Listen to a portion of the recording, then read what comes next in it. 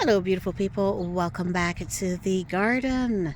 All right, before we jump into it, I just wanted to start with a quick update to let you know how the roses are doing.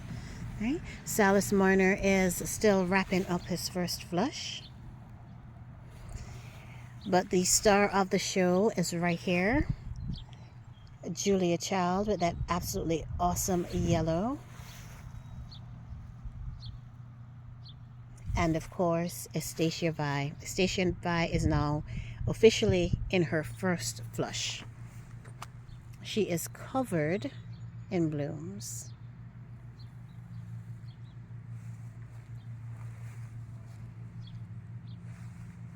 Okay, let me just pull back a bit so that you can see her. She's absolutely gorgeous, right? I'm impressed with what Estacia did this year. Absolutely gorgeous. And now there is another rose that I have to show you real quick. Darcy Bustle. All right, and new to the party, well, not new to the party, but finally getting into the swing of things this spring, is Charles Darwin.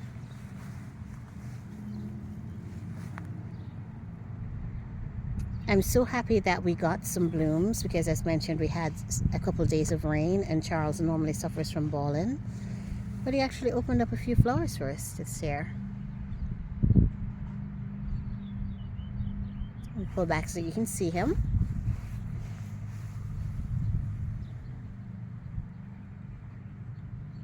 Right, looking good.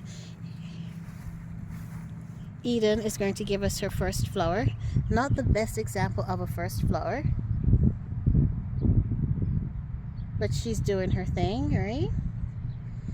And let's give you the final update on Princess Alexandra of Kent. Here we are coming in to look at Princess Alexandra. She is starting her flush and she is looking good. Let me see if I can show you a flower. Let's see if I can get one in here. Go. One. She's got several flowers just hiding from us.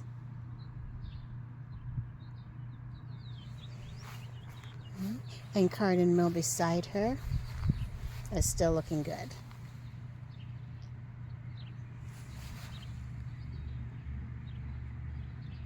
Okay, let me pull back and give you a view of the garden.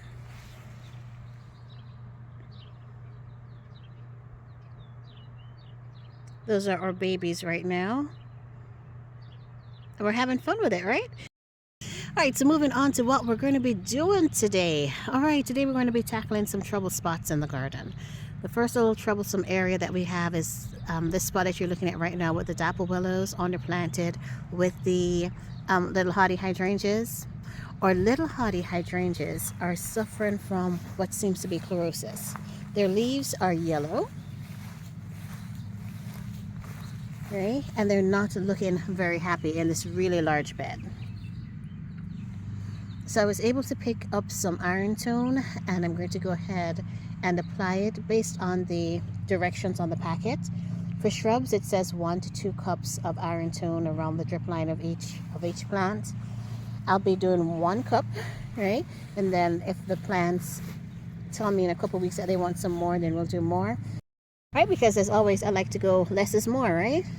Okay, so this is the trouble spot number 1, and that will only take us a few minutes to get this done, and then I'm going to show you, we're going to move on to trouble spot number 2 here. Trouble spot number 2, stop it! Alright, the garden is giving me a little bit of a headache this season, but that's alright, we're going to get it right.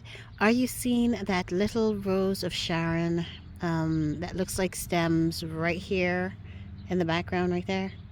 All right, that Rose of Sharon has not woken up for the winter. I mean, she's leafed out, but the leaves have been at the same size since she leafed out a couple weeks ago. No new growth to speak of. So what I'd like to do, I don't know if you remember last season, we actually lost the same plant, same variety right here, and I had blamed it on the hard winter. I thought, well, it was just a harsh winter, so that's why that plant died. But this is the replacement, and the replacement, although she made it through the winter, looks like she is slowly dying away, right? So what I'm going to do is I'm going to take this plant out. I'm going to take her out of the ground. I'm going to place her in a container and see if I can baby her along with some love. And then of course that leaves us with a nice empty spot here that we need to figure out what we want to do in terms of planting. And we're going to leave it empty, or we're going to pop something in it. More than likely we're probably going to pop something in it. All right, I don't know if you can see in the background, you see my spirals there in the background? Okay, so there we are looking at the spirals. You can see that the very tops are completely out of shape. And that's because, yes, one, my poor pruning skills, but two, the spirals are way taller than I am, right? So I can never get up there.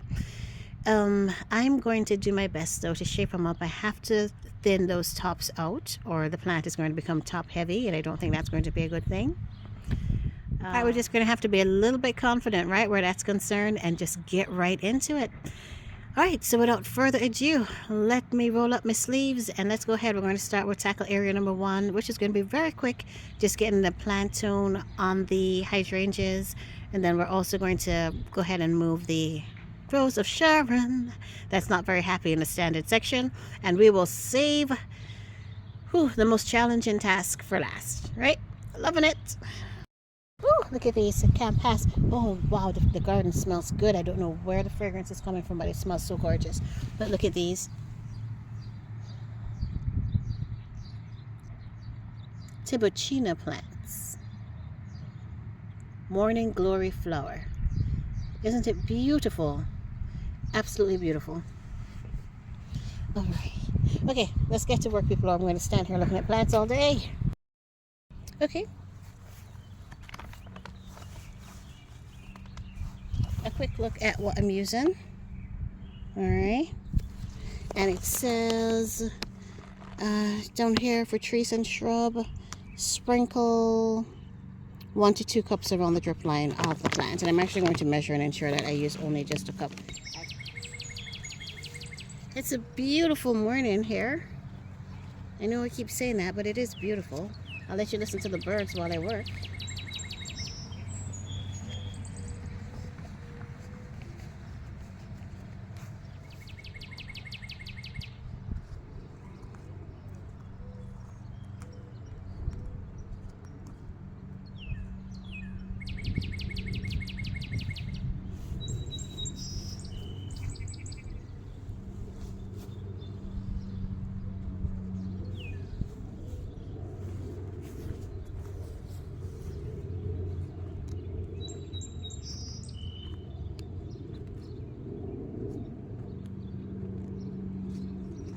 Always have grass in my beds, people.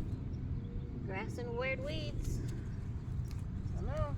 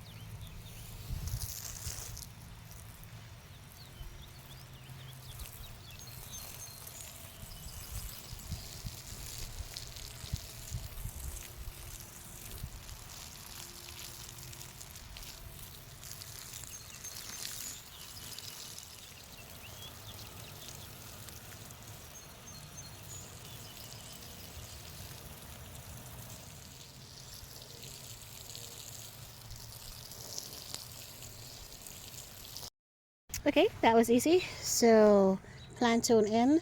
I decided to do both beds. I treated this bed, which is really, really, really not happy, right? But then I also treated, look at this one, poor baby. I'm hoping it's just the iron deficiency and not anything else, because the growth on this one is really stunted. But alright. But I also went ahead and treated the second bed too, just in case, because some of the plants, like this one for example, does have the same pale yellowing leaves. Alright, so we went ahead and treated all of our little hottie hydrangeas. Okay, and to put icing on the cake, I also went ahead and treated the Incredibles because I had a little bit of iron tone left in the containers. I decided, in the bag, I decided, okay, let's go ahead and treat these guys. Unfortunately, I got some water on the leaves when I was watering it, and hopefully they won't burn. Alright, so that was easy. Estacia Vi again smells so good. Let me take you up to her one more time. She's smelling too good. Look at the bloom. It's time for her to be deadheaded. Woo, mercy. That's going to be a task, right? Deadheading all these roses. I'll start one section at a time, one rose at a time, and we'll get it done. Okay, I'm putting the camera back on the stand, and we're going to head over to section number 2, where we are going to remove the Rose of Sharon.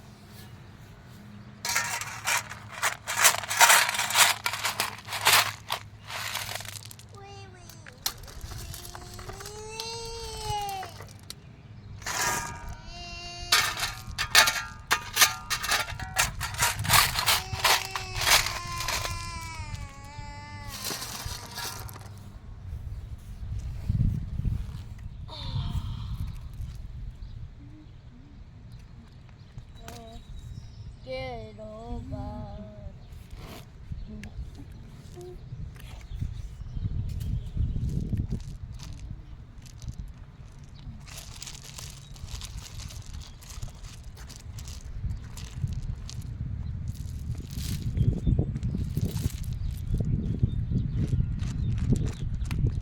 No one.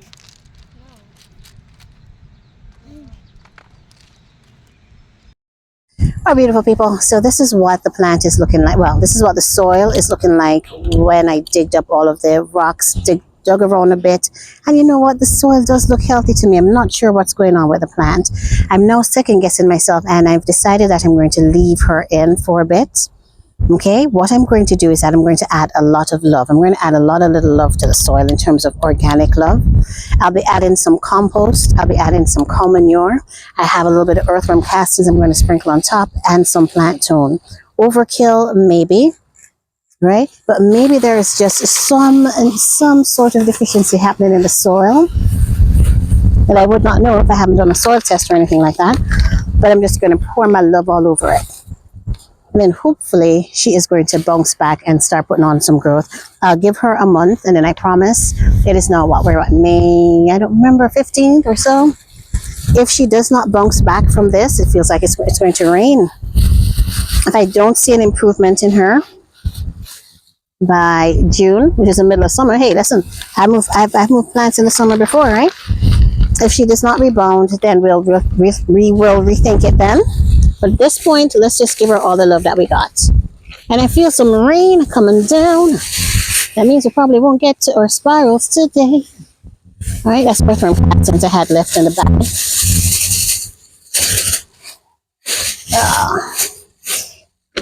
My bag broke. All right, so I'm just getting it all in here. Give me just a minute.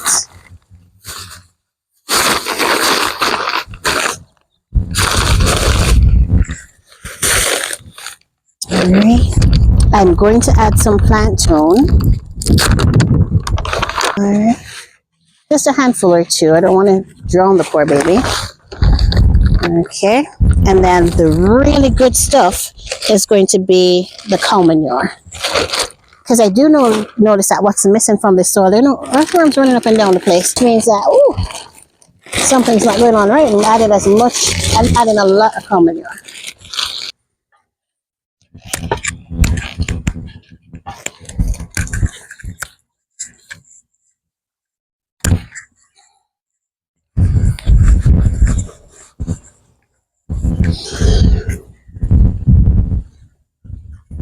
I don't want to cover anything that was not covered before. All right.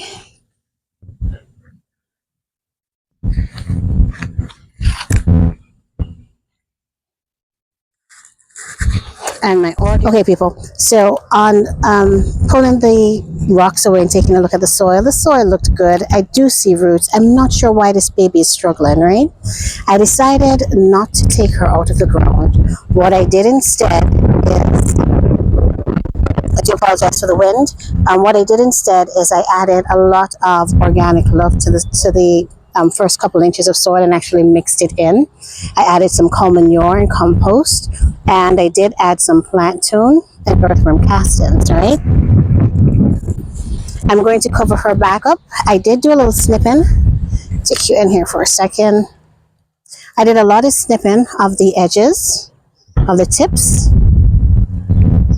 just to clean her up a bit and hopefully to stimulate some growth, right? So we gave her just a very slight little trim, and now I'm hoping that she is going to reward us with some love. I'm going to cover her back. It's getting windy. I know that you're hearing that sound. It must be driving you crazy. I'm so sorry. All right, I'm going to go ahead and put her rocks back on top.